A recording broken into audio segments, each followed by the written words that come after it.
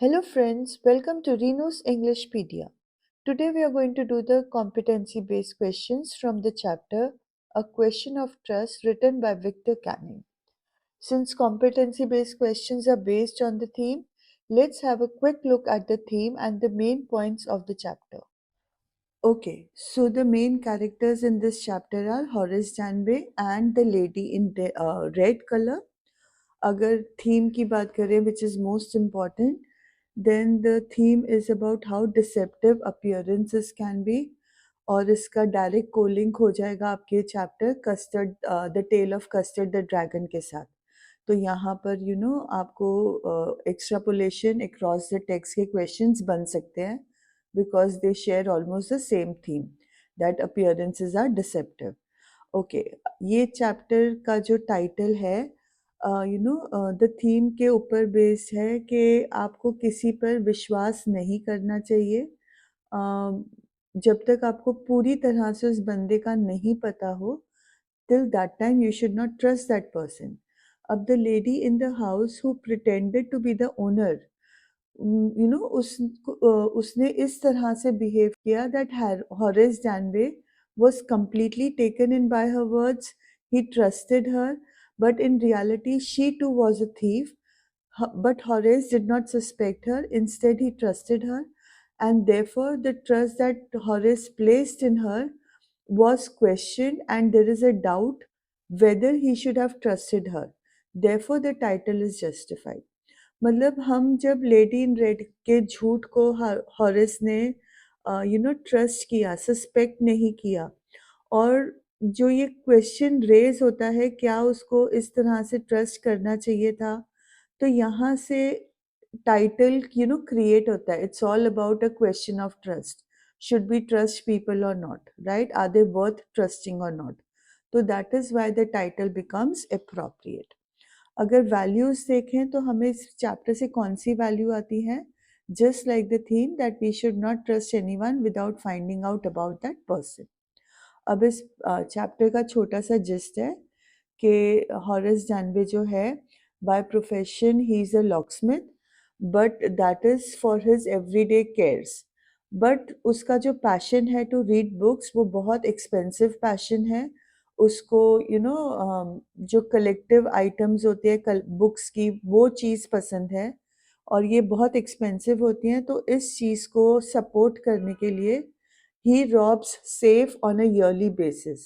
वो साल में एक बार किसी के घर जाके चोरी करता है, someone who can afford it, and अपने पैशन ऑफ कलेक्टिंग बुक्स को सेटिस्फाई करता है। अब he has a target at Shotover Grange और वो वहाँ पे प्लानिंग करता है। जब जाता है तो वहाँ पे एक लेडी इन रेड होती है। उसका जो मैनरिज्म है उससे हॉरिस को पूरा यकीन हो जाता है she is the owner of the house. In fact, she even knows the dog. She is very comfortable with the dog present in the house. वो हॉरेस को एक्सपोज करने के लिए she pretends that she will uh, complain about him to the police, tell the police about him. तो फिर वो उसको solution देती है कि चलो even I wanted to open the safe but I have forgotten the lock number. तो अगर तुम मेरी मदद कर दोगे तो मैं भी तुम्हारे बारे में किसी को बताऊंगी नहीं। हॉरेस उसकी बातों में आके अपने ग्लव्स निकालता है। वो सिचुएशन ऐसी क्रिएट करती है she wants to smoke. Horace offers her lighter. तो लाइटर को लाइट करने के लिए वो अपने ग्लव्स निकालता है and then he opens the safe without putting on his gloves, जिसके कारण उसके सारे फिंगरप्रिंट सेफ के ऊपर छप जाते हैं। And he removes the jewellery inside the safe and gives it to her. After a day, the police comes to arrest Horace Danby. He says that she was the owner of the house. She's a young lady in red. And that is when he comes to know that the owner of the house was an old woman. She did not resemble the lady in red at all. The lady in red was a burglar. तो यहाँ से ये पूरा the basic story है। अगर आपको पूरा का पूरा डिटेल चाहिए then I'll put the link in the description box. That's a revision video. It is covering all the critical analysis of the chapter, so you can refer to that video. Anyways, arrest होने के बाद डैनबे को police हॉरिस डैनबे को prison में रहना पड़ता है and in the prison he becomes the assistant librarian. So this is the entire chapter. Okay, the first question is honor among thieves is an example of dash. Honor among thieves एक idiom है, एक slogan है, एक proverb है या एक lyric है. तो इसका right answer है it is a proverb. ये माना जाता है कि there is honor among thieves. The next question is the woman posing as the house owner's wife had laid out a careful plan to dupe Horace Danby. Cite any two instances from the text that suggest the same. तो हमारे को question में ये पूछा जा रहा है the lady in red, the woman posing, posing का मतलब प्रिटेंड करना to be the house owner's wife, उसने केयरफुल प्लान बनाया था हॉरेस जानवे को बेवकूफ बनाने के लिए. ड्यूप का मतलब है धोखा देने के लिए. तो हमें टेक्स्ट से ऐसे कोई दो इंस्टेंसेस देने हैं जो इस बात को वेरीफाई करें, जस्टिफाई करें. तो दो जो एग्जांपल्स हैं, first point is that she knew the layout of the house including the location of the safe which was hidden behind a painting. सबसे पहले वो इतनी वेल प्रिपेयर्ड थी कि उसको पूरे घर का लेआउट भी पता था, उसको सेफ का लोकेशन भी पता था, दैट इट वाज एक पेंटिंग के पीछे छुपाया हुआ था. अब जब हॉरेस सेकेंड इंस्टेंस है कि Horace was suffering from hay fever. Hay fever होता है समर्स में होता है, एलर्जी टू पॉलन होता है, वो जनरली फ्लावर्स के कारण होती है. तो अब जब उस घर में फ्लावर्स थे और हॉरेस ने जैसे ही एंटर किया ही स्टार्टेड स्नीजिंग. तो उस लेडी ने प्रिटेंड किया to sympathise with Horace's hay fever, उसको कॉन्वर्जेशन में एंगेज किया, उसका ट्रस्ट गेन किया, एंड देन उसने उसको धोखा दिया कि मैं सेफ का नंबर भूल गई हूँ, अगर तुम मुझे ज्वेलरी निकाल के दे दोगे then I will not tell anyone about you. So this was revealing her true intentions. So maybe she had not planned to come to the house and dupe Horace Danby, but जब उसने Horace Danby को वहाँ पे देखा, she had a very quick mind and she took things into account कि मैं इसके मतलब how can I use him to my advantage. यहाँ पे again there is extrapolation across the text. आप यहाँ पे Osibel को और Lady in Red की quick thinking को इसके ऊपर भी क्वेश्चन बन सकता है. Next question, what are the subtle ways in which the lady manages to deceive Horace Danby into thinking she is the lady of the house? Why doesn't Horace suspect that something is wrong? Subtle का मतलब होता है very discreet, मतलब जो बहुत obvious नहीं होता है उसको हम subtle कहते हैं. तो क्वेश्चन है कि कौन से ऐसे सटल तरीके थे जिससे लेडी ने हॉरेस जानवे को इतनी आसानी से डिसीव किया, धोखा दिया, into thinking that she was the lady of the house. और हॉरेस ने क्यों नहीं सस्पेक्ट किया, सस्पेक्ट का मतलब शक करना, दैट समथिंग इज रॉन्ग. तो इसके तीन चार कारण है. The first reason is that जो उसने पहना हुआ था, she was dressed in a way that it appeared as if she was the lady of the house. Second, she used her knowledge of the house's layout and the safe's location to convince Horace Danby she was the owner of the house. उसको घर का layout बहुत अच्छे से पता था, safe का location बहुत अच्छे से पता था, तो हॉरेस जानवे को बड़ी आसानी से कन्विंस कर दिया गया कि she was the owner. Then third point is her the way she acted confidently, the way she was sympathetic towards Horace's hay fever. जब ये दोनों चीज़ों को मिलाया गया तो हॉरेस के कहीं से भी उसको शक नहीं हुआ, उसने सस्पेक्ट नहीं किया कि कुछ गलत है, क्योंकि बिल्कुल ऐसे ही लग रहा था as if she was the home owner. उसका जो बिहेवियर था, उसका जो डिमीनर था, that put Horace Janway at ease. उस हॉरेस जानवे को पूरा यकीन हो गया. उसका नॉलेज, उसका convincing act made it seem plausible. Plausible का मतलब होता है 100% sure that she was the legitimate owner. Legitimate owner मतलब the legal owner of the house. Next question, how foolish people are when they own valuable things. Does this statement hold true for Horace Janbe himself? Support your answer with instances from a question of trust. इसका मतलब है ये एक statement दिया गया है कि जब लोगों के पास वैल्यूएबल थिंग्स होते हैं तो वो बड़े फुलिशली बिहेव करते हैं, वो फुलिश बन जाते हैं। क्या ये स्टेटमेंट जो है वो हॉरेस डैनबे के लिए भी सही है, होल्ड ट्रू करता है? अगर आप येस बोलोगे तो आपने अपने आंसर को सपोर्ट करना है with instances from the text. अब जब सपोर्ट की बात आ जाती है ना, तो आपको पता होता है कि the answer has to be yes. तो the statement is holding true for Horace Danby also. Why? Because वो भूल जाता है, तो you know that he is leaving his fingerprints behind.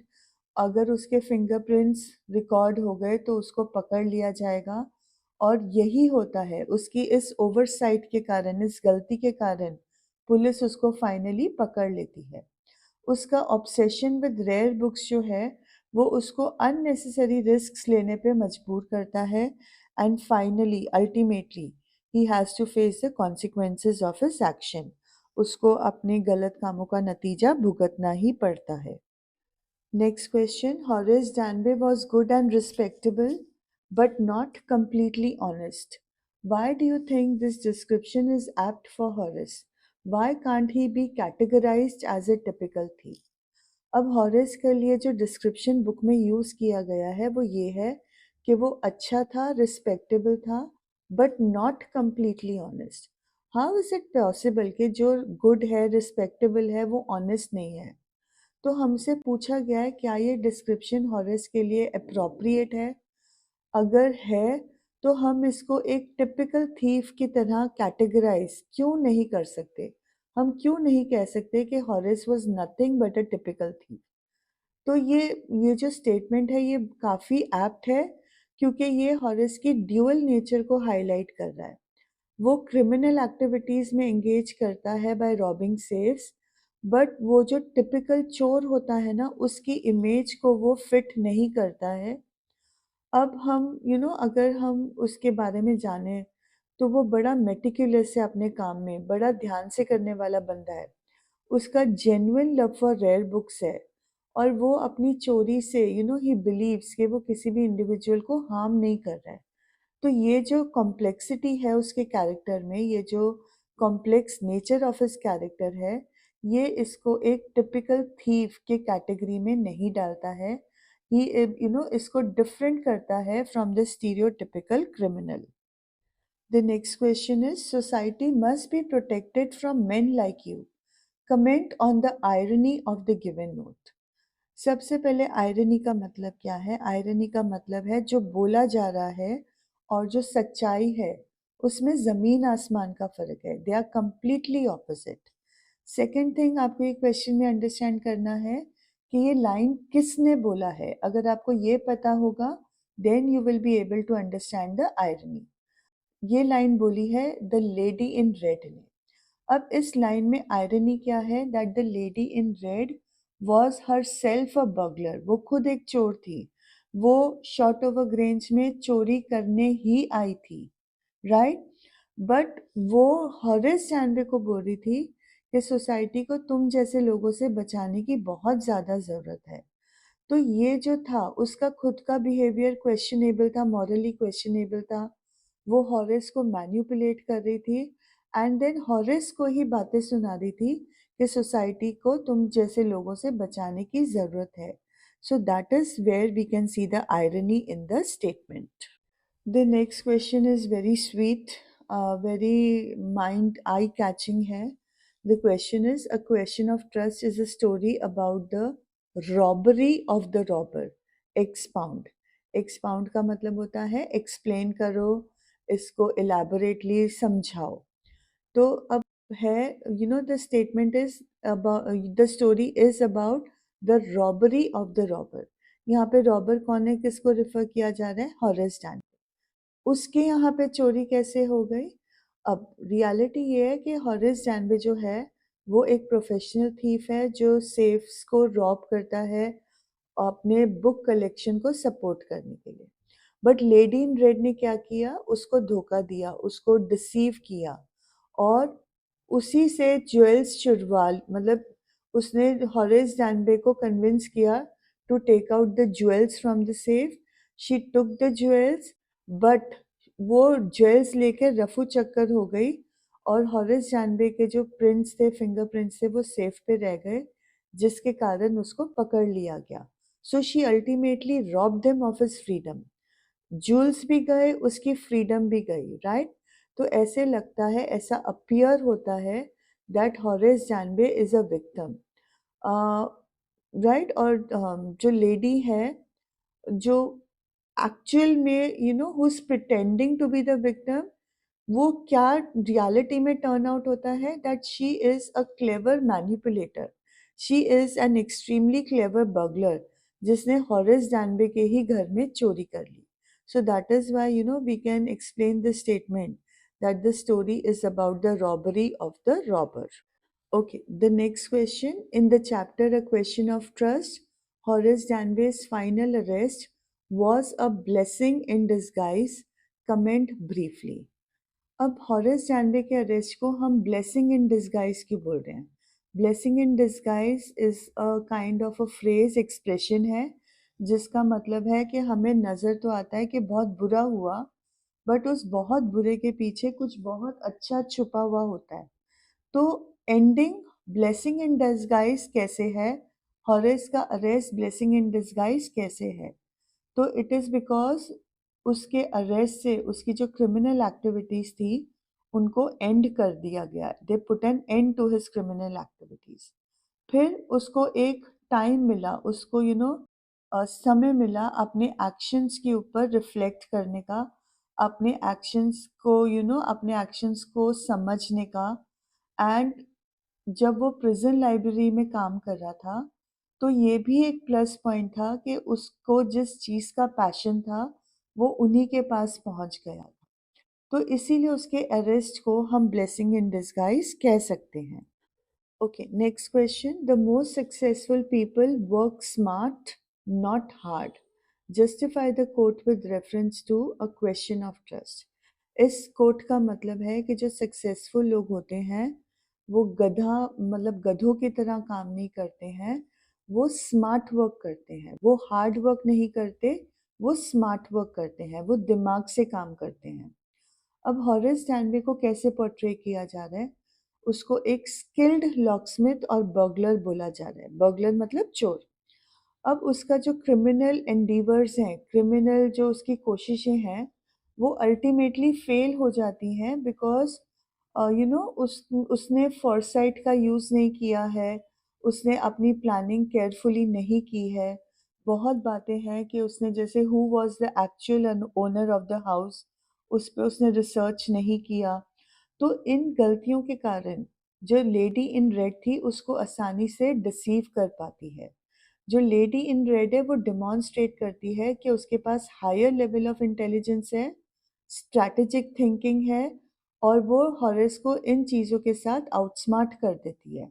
Strategic thinking मतलब when faced with N unpleasant situation, वो अपनी thinking से एक ऐसा सोल्यूशन ढूंढ लेती है जिससे वो तो पूरी तरह से बच के निकल गई, ज्वेलरी भी उसको मिल गई, बट हॉरेस पूरी तरह से जेल में चला गया, ही वॉज अरेस्टेड।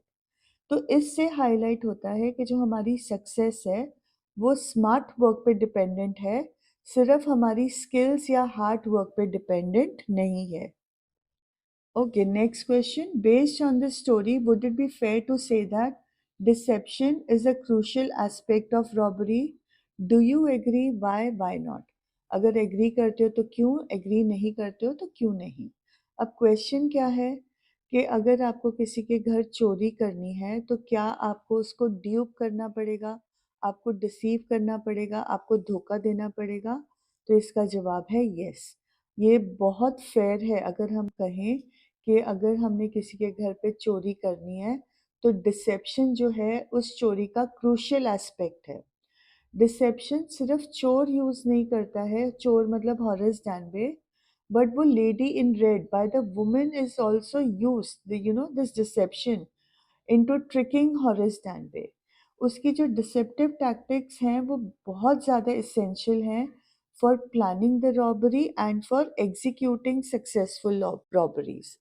प्लानिंग मतलब आप उससे रॉबरी से पहले क्या प्लानिंग उसमें करते हो। एग्जीक्यूटिंग का मतलब है when you put your plan into action.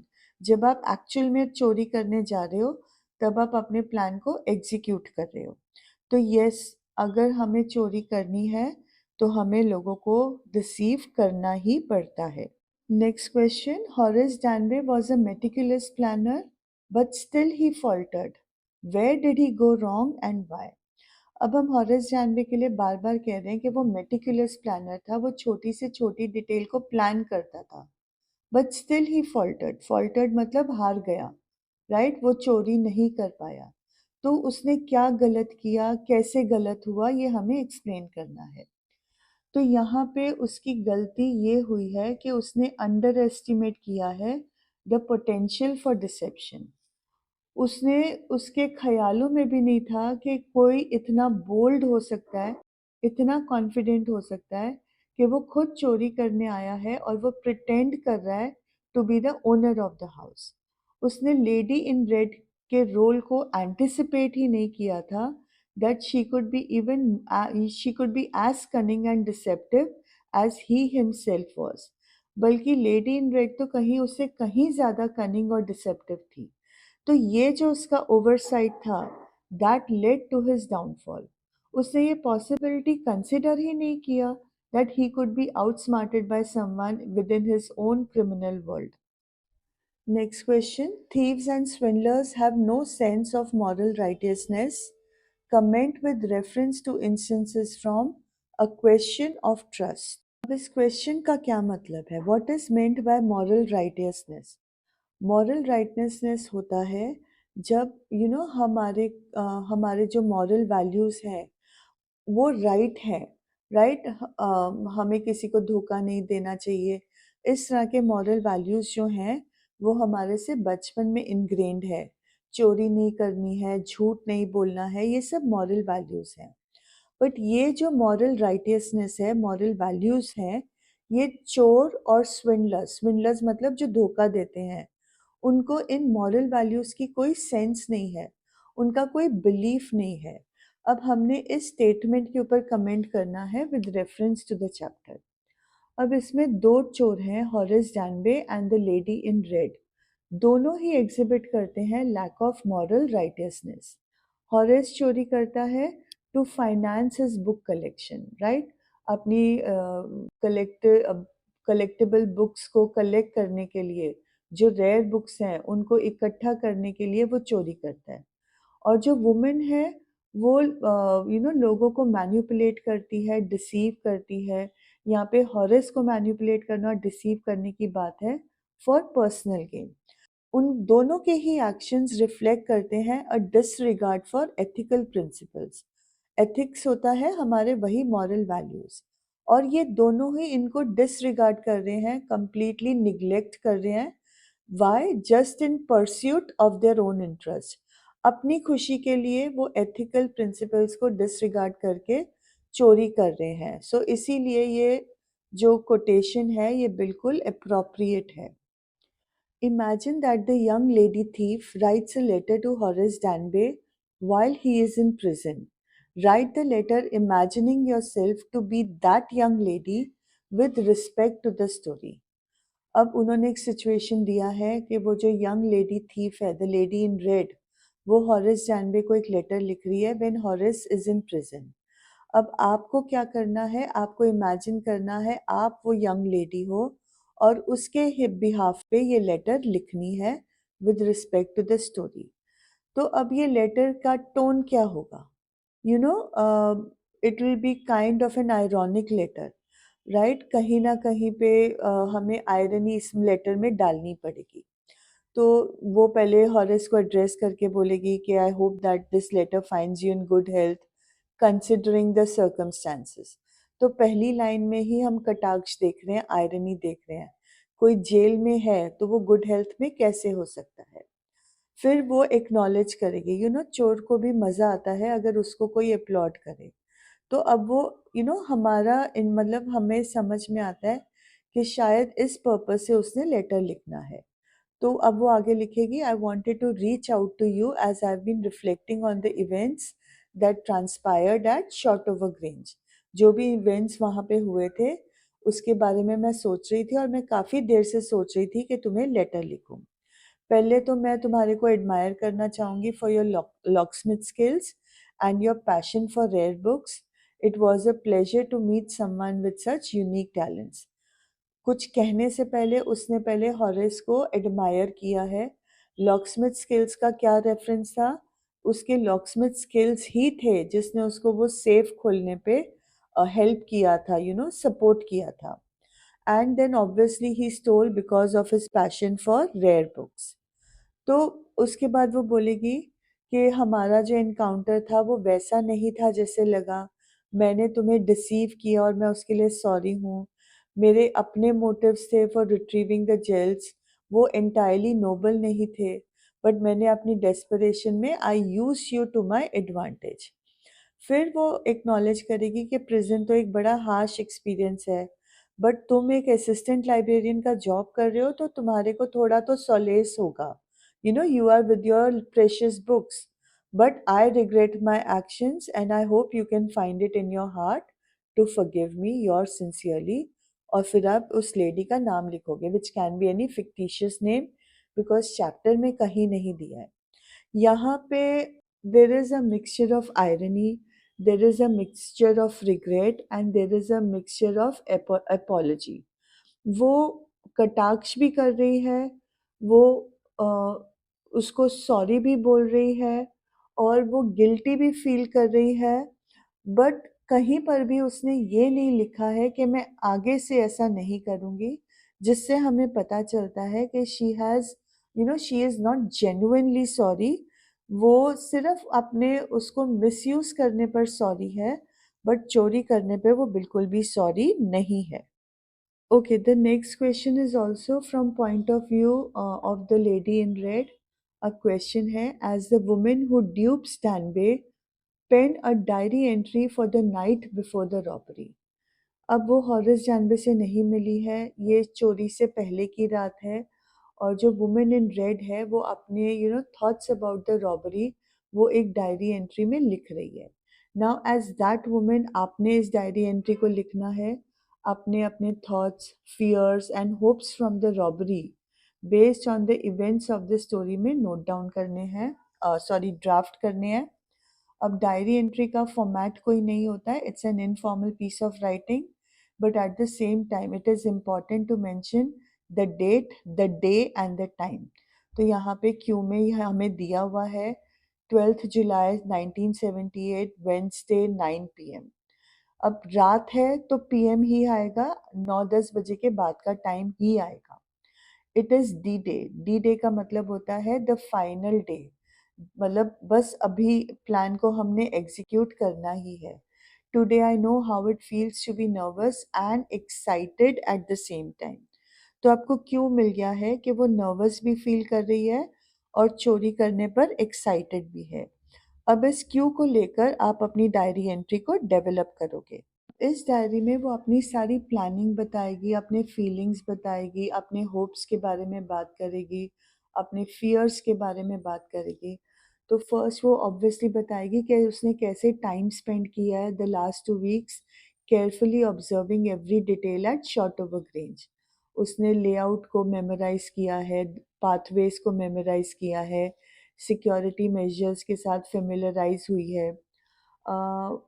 उसने शायद ये भी प्लान किया हुआ होगा, हो सकता है उसने ऑलरेडी उसको ये भी पता हो कि हॉरेस डैनबे जो है उसका भी टारगेट शॉर्ट ऑफ ग्रेंज है और इसीलिए उसने उसी दिन वहाँ पे बर्गल करने का प्लान बनाया हो.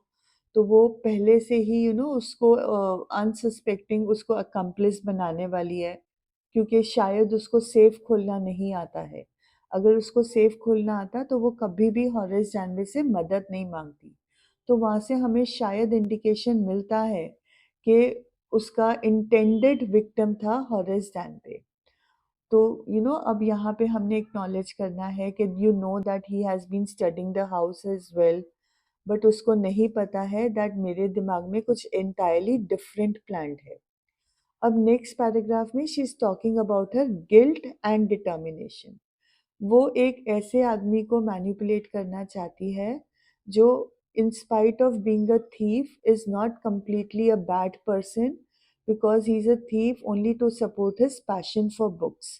But वो ये बोलेगी कि मेरे भी मोटिव्स जो हैं वो एंटायरली प्योर नहीं हैं, मुझे वो ज्वेल्स चाहिए, मेरी अपनी मजबूरियां हैं, मेरे अपने रीजंस हैं जो मैं किसी को नहीं बता सकती, स्पेशली नॉट माई हस्बैंड और माई फैमिली मेम्बर्स। तो आज जब मैं प्रिपेयर कर रही हूँ फॉर द बर्गलरी टुमारो, तो मुझे बार बार डर लग रहा है कि कुछ गलत हो जाएगा। I can't shake off the feeling of fear that something is going to go wrong. अगर हॉरेस मेरे टैक्टिक के लिए how if he doesn't fall for my act, अगर वो वहाँ से भाग जाए और मेरी बातों को रेजिस्ट करे, तो इसके कॉन्सिक्वेंस कैसे होंगे? They will be very dire. Dire मतलब डेंजरस। हाँ, there is a glimmer of hope कि ये रिस्की प्लान काम कर जाएगा। क्यों? क्योंकि हॉरेस डेस्परेट होगा। मैं उसकी डेस्परेशन को अपने एडवांटेज के लिए यूज करूंगी, और अगर सब कुछ अच्छा हुआ then I will have the jewels within an hour. Horace को कुछ पता नहीं चलेगा, he will be none the wiser. But अगर मैं फेल हो गई then I will have to face the consequences.